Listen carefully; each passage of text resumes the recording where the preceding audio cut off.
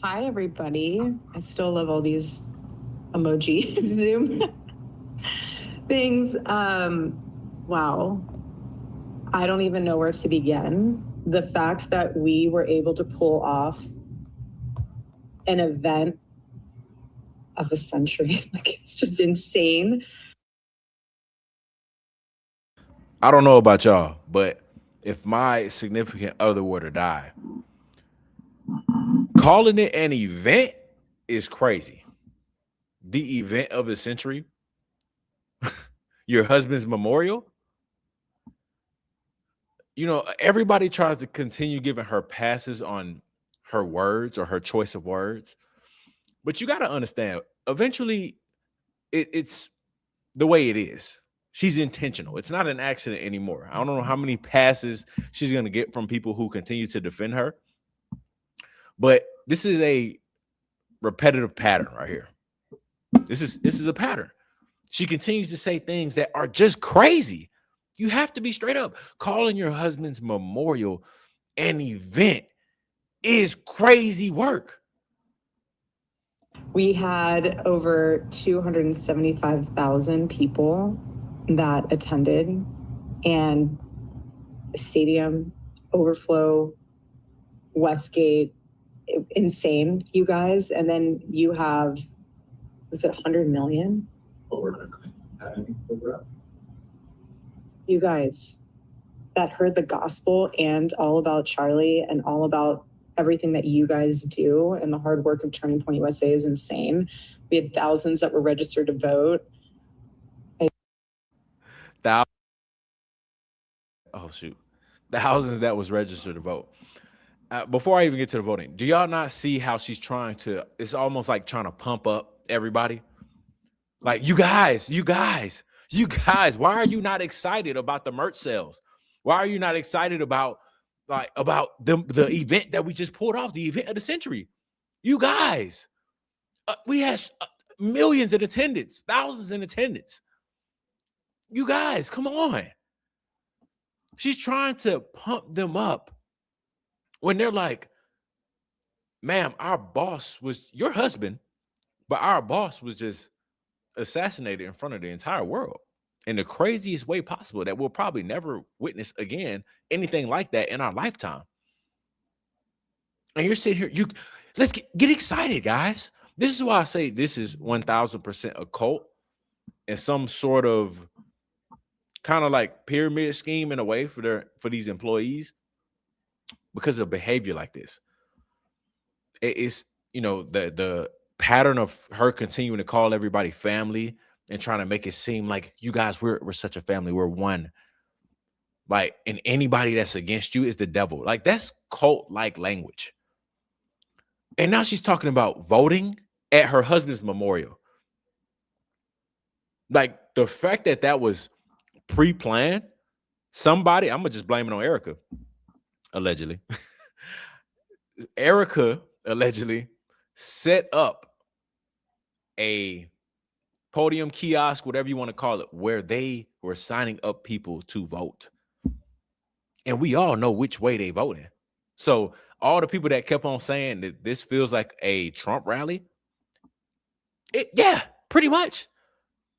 It's a memorial for her husband's death.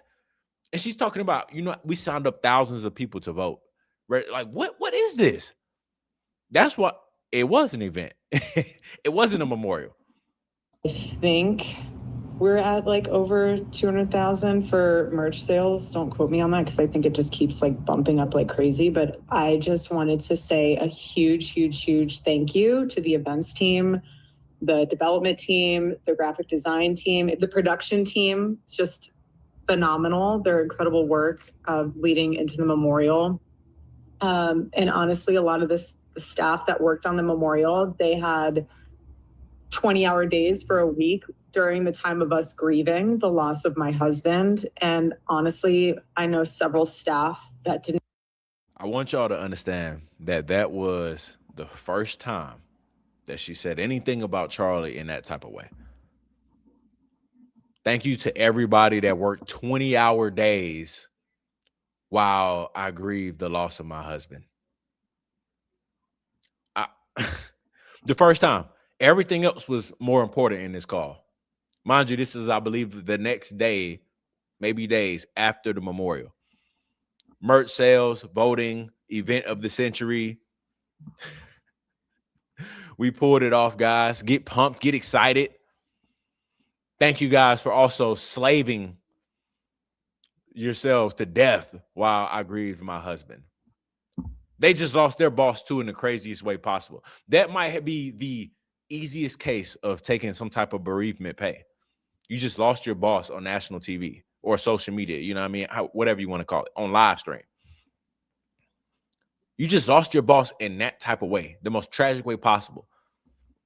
And the solution was everybody get 20-hour work days. Okay. Thanks, Erika. Even sleep. Again, you guys are breathing angels, and I'm so grateful for all of you. And obviously a huge thank you to the Mosaic team. VI, you guys are 10 out of 10. Like we have the most incredible team. We just do. And you guys know that, and you guys are all a part of that. And I am so, so thankful. And if you do have a moment and you run into any of those staff members that you know had a role in this, and that they put a lot of their time and effort into it, just say thank you. There's something really special to be seen in moments like this, and it's not easy. I'm speaking from experience. I'm right in the trenches with you guys.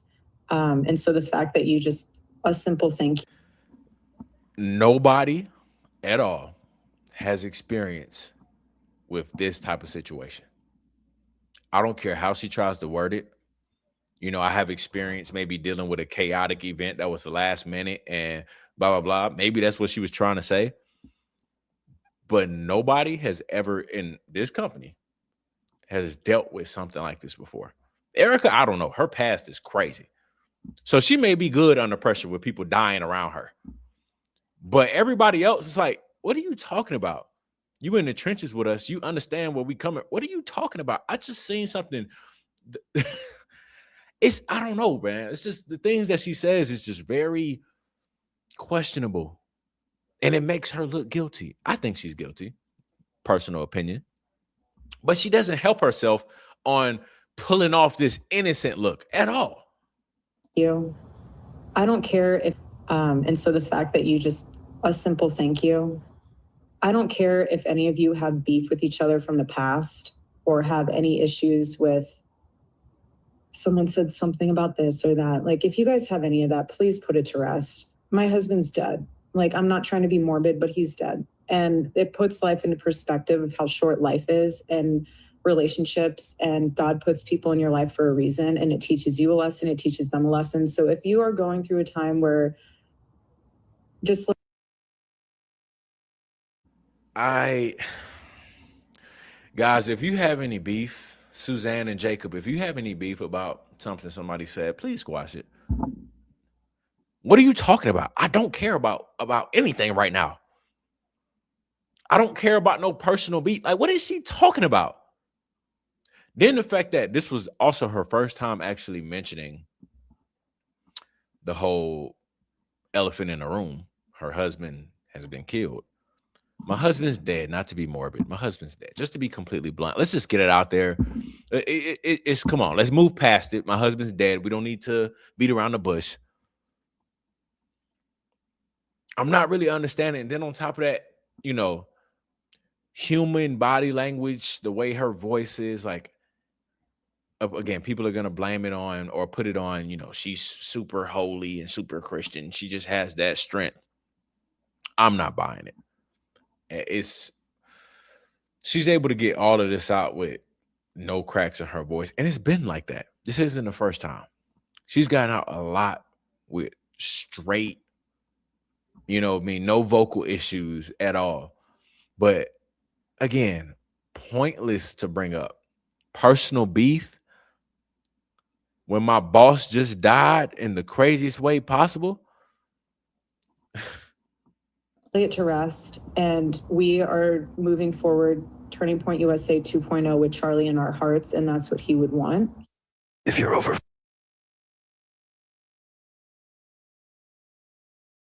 I'm sorry about that ad, but I don't have YouTube Premium.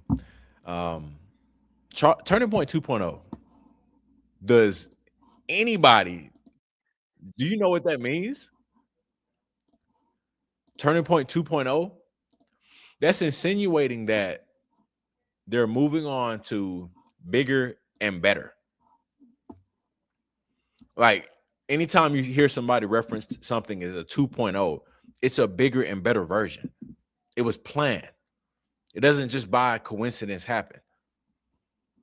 Like if my son grows up to be just like me, but even better, people would say that is J 2.0.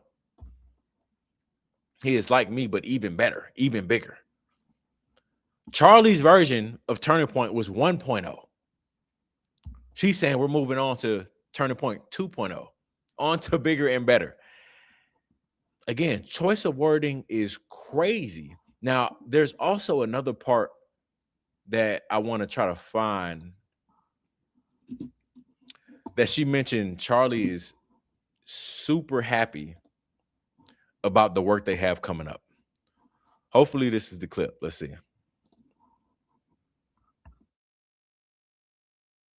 Courses while they were working. Take a listen.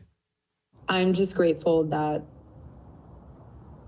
while things were still in motion and moving around, that we had our leadership teams provide for you counselors, pastors. I heard there were therapy dogs. Slightly jealous that I didn't get to have any moment with a therapy dog. Breakfast. I was really adamant about making sure that we paid for your flights for your spouses to be there. That was something on my heart. You don't want to grieve alone. No one's supposed to grieve alone. It's not healthy. But I just think it's a beautiful honor that all of these benefits were made for the community to grieve and remember Charlie. And I really hope you took advantage of those in a healthy way when they were provided, because it's meant to be for everyone, for healing. Grief comes in waves. Some days are going to be tougher than others, but take it as it comes. And that's why you have your Turning Point family, and just lean on them and lean on other people in your life that will help you and pour into you and pray with you to get you through it. I say that, though, that if you do need more time to grieve, please continue to use Turning Point USA's network of counselors. Anybody realize that she's saying, if you guys need more time to grieve, my husband, if you guys need more time to grieve, don't hesitate to take that time off. The time off that they earn, by the way, 20-hour workday. So it's not like this, it's bereavement pay. If you guys need more time to grieve, don't be afraid to take that time off. That's crazy work, ma'am. You're the wife. So it will feel weird for me to take time off to grieve your husband. It's a tactic, in my opinion.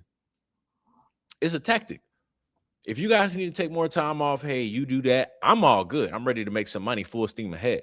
Well, ma'am, I feel weird taking time off because why am I going to go home and start crying over somebody you're not crying about? You ready to make some money. So like, shouldn't I be ready to move forward too? This is why I say I don't think she's built. She's not. It's not that I don't think she's not built for roles like this. She's so happy to do it. This is what she wanted, allegedly. But she's not built for this because her choice of wording is terrible. Always. If you guys need more time to grieve my husband, don't be afraid to do so. Take PTO. Use your own PTO that you worked hard for to grieve my husband. Pastors, there are so many resources for you. If you do need additional time off, please talk to your director about using paid time off for that. And again, it's not easy, but you're not a horse. In a bland.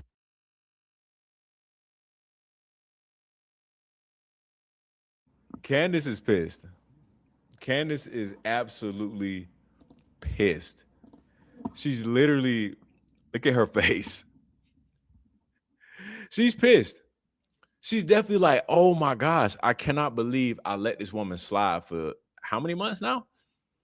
You remember she had smoke for Erika for a minute, but she let Erika slide for a while. She was truly in denial, in my opinion. I've made plenty of videos about this, about how, like, no, put your foot on the gas on Erika. She's a weirdo. And I feel like with these leaked calls, Candace is truly like, you lied to me in that 4-hour conversation we had. Like, you a fraud. You really did my best friend dirty. I think it's finally truly hitting her that Erika is a snake. And I think she was in denial of that for a long time. Again, grief is hard. Otherwise, honestly, Turning Point USA and Turning Point Action,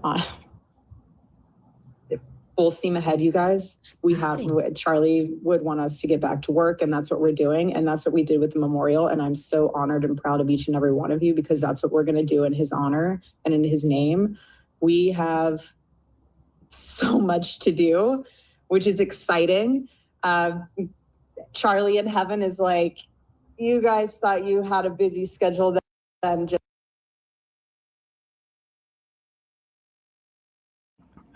I want to end right there. She said Charlie is in heaven, excited about how busy their schedule is about to be. I don't agree with that. I think Charlie has accepted his fate, that he was betrayed, and now he is with his maker. I wouldn't say he's excited that y'all have more work to do because he died. I think he'd probably selfishly wanting to come back to make sure his kids are okay. But to say Charlie is so excited in heaven for how much work we have coming in the future, huh?